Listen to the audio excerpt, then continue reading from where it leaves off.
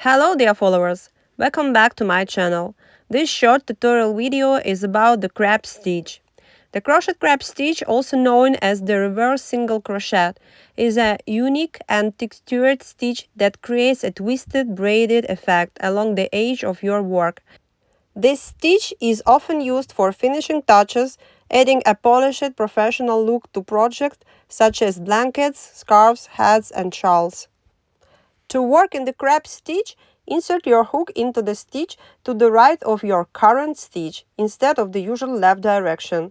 Make a yarn over, pulling the yarn through the stitch, creating 2 loops on your hook. Make another yarn over and pull the yarn through both loops on the hook, completing the stitch.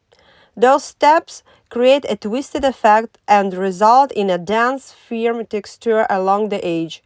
Repeat this process across the row or round, ensuring that each stitch is worked into the stitch on the right side, moving in a backward direction.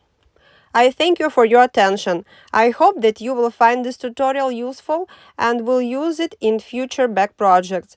I kindly ask you to share or to like this video to make it visible to more people. Thank you and see you next time. Bye bye bye.